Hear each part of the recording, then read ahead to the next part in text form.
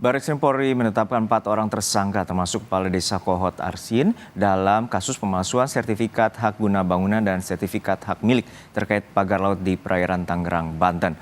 Alasan ekonomi menjadi motif para tersangka membuat dokumen palsu sertifikat pagar laut. Kasus pagar laut Tangerang kini memasuki babak baru. Barreskrim Polri menetapkan Kepala Desa Kohot Arsin sebagai tersangka kasus pemalsuan sertifikat hak guna bangun dan sertifikat hak milik terkait pagar laut di perairan Tangerang, Banten. Tak hanya Arsin, polisi juga menetapkan 3 orang lainnya sebagai tersangka, yakni Sekretaris Desa Kohot Ujangkarta, serta 2 penerima kuasa berinisial SP dan CE. Dirtipidum Barreskrim Polri, Brigjen Juhandani menyebut penetapan keempat tersangka dilakukan setelah dilaksanakan gelar perkara dan pemeriksaan. Menetapkan Saudara A selaku Kades Kohot, Saudara UK selaku Sekdes Kohot, Saudara SP selaku penerima kuasa, dan Saudara CE selaku penerima kuasa telah kita sepakat kita tetapkan sebagai tersangka. Polisi bilang dalam pembuatan dokumen palsu SHM pagar laut Tangerang ada permohonan fiktif yang disusun hingga terbit 260 SHM atas nama warga Kohot yang dibuat sejak Desember 2023 sampai November 2024. Polisi juga bilang alasan ekonomi jadi motif para tersangka membuat dokumen palsu sertifikat pagar laut Tangerang. Mana seolah-olah oleh pemohon untuk mengajukan permohonan pengukuran melalui KJSB Raden Muhammad Lukman Fauji Perkesit dan permohonan hak Kantor Pertanahan Kabupaten Tangerang hingga terbitlah 260 SHM atas nama warga Kohot. Kalau kita berbicara motif saat ini kita terus mengembangkan, ya, yang jelas tentu saja ini terkait dengan ekonomi tentang motif bagi mereka. Sebelumnya, Kepala Desa Kohot Arsin mengaku jadi korban dalam kasus pemalsuan dokumen untuk sertifikat pagar laut Tangerang. Arsin menegaskan karena ketidaktahuannya pada proses pembuatan sertifikat tanah, ia menjadi korban pihak ketiga. Saya juga adalah korban dari perbuatan yang dilakukan oleh pihak lain. Tentunya ini terjadi akibat dari kekurangan pengetahuan dan tidak kehati-hatian yang saya dapat lakukan pelayanan publik di Desa Kohot. Selain menetapkan 4 tersangka, polisi juga akan terus menyelidiki pihak yang menginstruksikan dan memanfaatkan dokumen palsu pagar laut Tangerang. Polisi juga akan berkoordinasi dengan imigrasi untuk proses pencekalan 4 orang yang kini menyandang status tersangka. Tim Liputan Kompas TV. Kita bergabung dengan jurnalis Kompas TV, Edwin Chan, dan juru kamera Zamzari di Barreskrim Mabes Polri Jakarta. Edwin, untuk saat ini apa saja bukti yang menguatkan penetapan 4 tersangka termasuk Kepala Desa dari Kohot Arsin, dan ini katanya sudah ada 260 surat sertifikat hak milik dan surat hak guna bangunan dari pagar laut itu?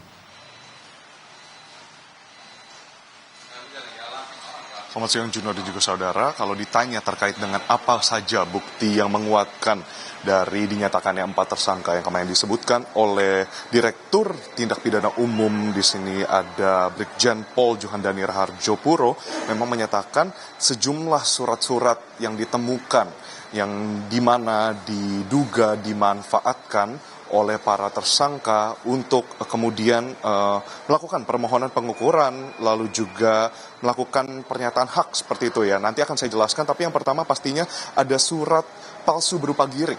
Lalu yang kedua ada surat pernyataan penguasaan fisik bidang tanah. Dilanjutkan surat pernyataan tidak sengketa, surat keterangan tanah, dan juga surat pernyataan kesaksian, surat kuasa pengurusan permohonan sertifikat dari warga Kohot, dan juga dokumen-dokumen yang dibuat oleh Kepala Desa dan Sekretaris Desa dari periode Desember 2023 hingga 2024. Nah, dari surat-surat itu memang digunakan dan dimanfaatkan diduga diklaim oleh pihak kepolisian untuk mendapatkan permohonan pengukuran melalui kantor jasa surveyor berlisensi, lalu juga ada untuk mengajukan permohonan hak kantor pertanahan Kabupaten Tangerang. Nah, ini yang memang menjadi bukti kuat. Nah, selain dari surat-surat tersebut, bukti kuat lainnya adalah lewat konfrontasi yang dilakukan oleh pihak kepolisian. Nah, di sini konfrontasi itu berupa pertanyaan dan juga penyelidikan lebih lanjut kepada Kades Kohot Arsin bersama dengan Sekdes Ujang Karta, lalu juga ada penerima kuasa di sana yang berinisial SP dan CE, menyatakan terdapat keterangan yang berbeda-beda dan mereka saling menunjuk. Pun disebutkan bahwa mereka merupakan pihak ketiga yang diminta untuk membuat surat-surat tersebut. Nah, nanti ke depannya ini akan kita lihat bersama bagaimana 260 SHM ini dapat diterbitkan. Lalu terkait dengan ditanyakan juga oleh kami teman-teman media kemarin kepada Brigjen Pol Juhandani terkait dengan 263 dan 263 SHGB maksud kami dan 17 sertifikat hak tanah SHT seperti itu ya. Itu akan seperti apa? Nah, dari Bareskrim Polri sendiri telah mendelegasikan tugas untuk melakukan penyidikan lebih lanjut. Nah, sampai sekarang pun yang dipertanyakan adalah mengapa mereka belum ditangkap. Karena dari pernyataan Juhandani kemarin bahwa kepolisian baru saja menetapkan tersangka dan kemudian selain konfrontasi kemudian nanti akan dilakukan penangkapan untuk kemudian diselidiki lebih lanjut. Seperti itu kurang lebih, Juno. Ya, Dwi, untuk saat ini dari penelusuran Bareskrim Polri, bagaimana dengan tersangka dan perannya dari 4 orang ini dan kemudian apakah ada potensi penambahan tersangka?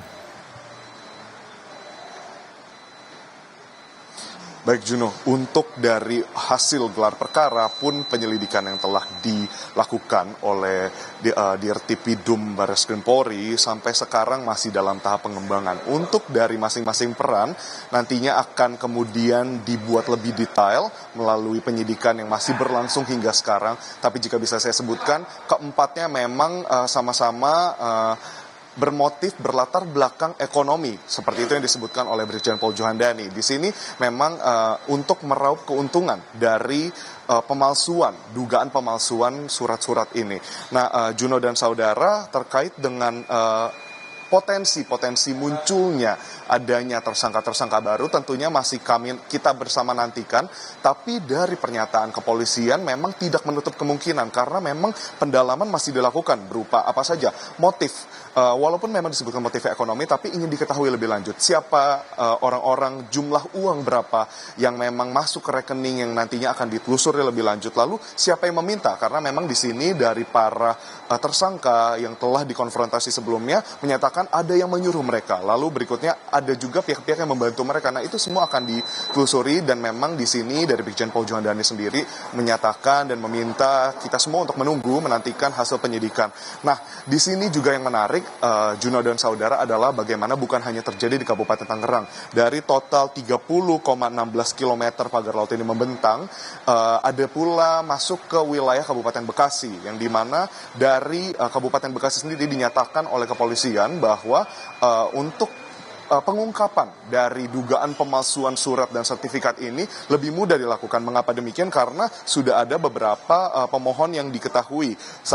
Beberapa di antaranya adalah PT MAN, PT CL, dan juga PT TRPN. Nah, di sini bukan hanya dari Kabupaten Tangerang yang akan punya potensi bertambah tersangka, tapi juga dari pagar laut Bekasi, yang dimana sampai sekarang mengapa bisa disebutkan bisa bertambah dari total keseluruhan kasus, buntut kasus dari pagar laut ini, karena memang telah dilakukan sinkronisasi data dan juga laporan yang diterima oleh Dirtipidum pun disesuaikan dengan yang ada di Badan Pertanahan Nasional mengenai dengan adanya pagar laut yang dibangun bukan hanya di desa Tarumajaya seperti yang dilakukan oleh TRPN sebelumnya, tapi juga ditemukan PT MAN dan PT CL ini juga ditemukan dekat tidak satu areal, berbeda desa, yakni di Desa Induk Jaya. Nah, ini semua nantinya akan bergulir, kita akan simak bersama dan pantau bersama. Pun saya sekarang berdiri di Baris Krim Polri, sebagaimana yang bisa Anda lihat, saudara, memang nantinya di sini juga akan datang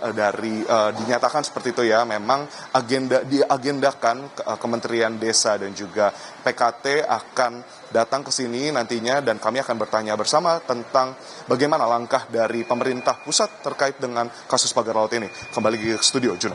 Baik, kita nantikan bagaimana pengusutan tuntas terkait dengan penerbitan sertifikat palsu, ratusan sertifikat palsu pagar laut perairan Tangerang, Banten. Terima kasih, jurnalis Kompas TV Edwin Chan dan Zamzari dari Baris Krim Polri.